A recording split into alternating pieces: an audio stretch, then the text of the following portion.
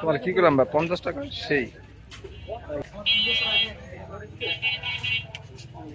আল্লাহ রাসূলের কসম না বলবো না, আমার মার কসম না বলবো না। আপনি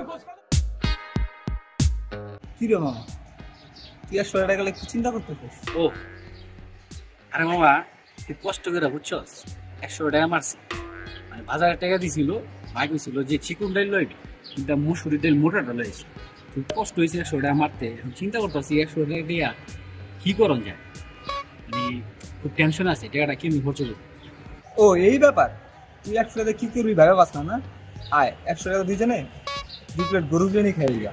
ধরো বেটা, তুই কেমন মজা লইতেছ 100 টাকা দিয়া, তাও আবার গরু বিরিয়ানি, তাও আবার 2 প্লেট, এটা কি সম্ভব নি বেটা? মজা মজা কমলা মন লাগে বেটা, খাইলাম বাদ দে। 100 টাকা খুব কষ্ট করে বেটা আমি একটা সপ্তাহ করে জমাইছি, মানে 100 টাকা তুই মজা লো। হ্যাঁ কি মনে করতেছিস তোর মজা লইতেছি আমি? না মজা না, আয় তুই আমার লাগে দেখ, দুইজনে খাম বেটা 100 টাকা তো গরুর বিরিয়ানি 2 প্লেট, তাও আবার কি মনে করছিস? আয়। আসসালামু আলাইকুম দাদা ভাই, এটা আমারে কি শুনাইলো? হ্যাঁ বলে আমার 50 টাকা দিয়ে 1 প্লেট গরু বিরিয়ানি খাওয়াইবো। এটা শোনার পর আমি আর দেরি করলাম না, এর পিছে পিছে বললাম যাত্রাবাড়ি কুতুবখালী বড় মাদ্রাসার সামনে 50 টাকা করে বিরিয়ানি খাওয়ানোর লেগা। তারপরে যে লাইনে খাড়া গেলাম 50 টাকা হাতে লয়া, দেখি মামা আমারে দেয়নি। পরে যে মামার হাতে 50 টাকা দিলাম, দেখলাম মামা কিছু কইলো না, মামা আমার 1 প্লেট বিরিয়ানি দিয়ে দিল। এখন আহেন দিয়ে স্বাদের পালায়, মানে স্বাদটা কেমন টেস্ট করি। তো যে মুখে দিলাম, মুখে দেওয়ানোর পর তো আমি পুরাই ওটাস, মানে কি আর কমু ভাই, স্বাদ অস্থির ছিল, অসাধারণ ছিল। মানে 50 টাকা দিয়ে এরকম স্বাদের বিরিয়ানি এটা আমি আশাই করি নাই। আর গোছের কথা চিন্তা করতে গেলে মানে 50 টাকা তো আপনারা আহামরি গোছ পাইবেন না, দেখা যায় ওই 2 টুকরা 3 টুকরা পাইবেন। আমি পাইছিলাম 2 টুকরা, মানে আমার কাছে বিষয়টা খুব ইন্টারেস্টিং লাগছে যে 50 টাকা দিয়া গরুর বিরিয়ানি, এই যে দেখেন 1 টুকরা, মানে টুকরার পরিমাণ মোটামুটি বিরিয়ানি সাইজে ছিল। তবে গরুর বিরিয়ানি 50 টাকা করে, এটা আসলে অবিশ্বাস্য লাগছে আমার কাছে। আর স্বাদটা ভাই কোন অংশে ফালাই না। এটা যদি ভালো রেস্টুরেন্টে মনে করেন 150 টাকা বা 200 টাকাও ব্যস্ত, আমার মনে হয় মানুষ খাইতো। আমার কাছে বিষয়টা খুবই ইন্টারেস্টিং লাগছে আর ভালো লাগছে।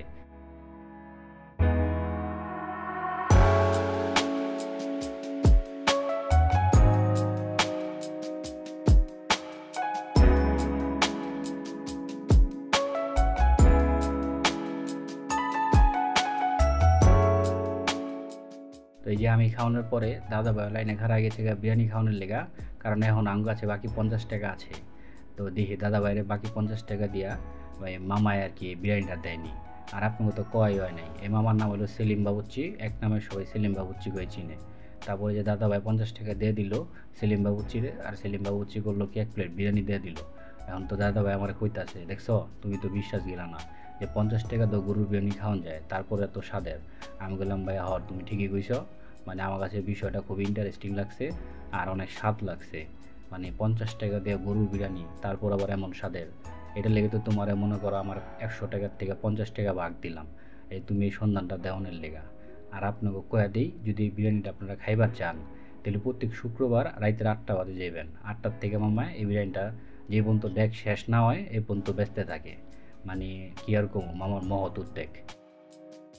এই সেলিম বাবুচ্চিরা মানুষকে খাওয়াইতে পছন্দ করে, এরা মূলত মানে ওই লাভের লেগে বেচে না। লাভ করে, লাভ না করলে তো আর এগো সংসার চলবো না, তারপরও এগো সেলুট। 750 টাকার গোছ কিনে 50 টাকার উপরে লাভ হলো, বেচছি শখে। 2 বছর টাকার গরমে সেলিম বেচে গে শখে। 2 মিনিট সময় দিয়ে আল্লাহ রাসূলের কসম না বলবো না, আমার মার কসম না বলবো না। আপনি গোছ কত করে ধরছেন? কত করে ধরছেন? 750 টাকা। হ্যাঁ, 1 পিস গোছ 11 টাকা, প্লেটটা কয় পিস গোছ কিছু চেক করেন। এটা 15 প্লেট 2.5 পিস গোছ কিনছে, 2.5 পিস গোছের দাম 28 টাকা। আপনাদের কইলেন যে মিথ্যা কথা কইছিলেন না, আজকে লাভ হইব না। আজকে মন চাইছে দোকানে খাবে না, আজকে লাভ খিচুড়িতে লাভ হইব, এটা 1000 টাকা হইব।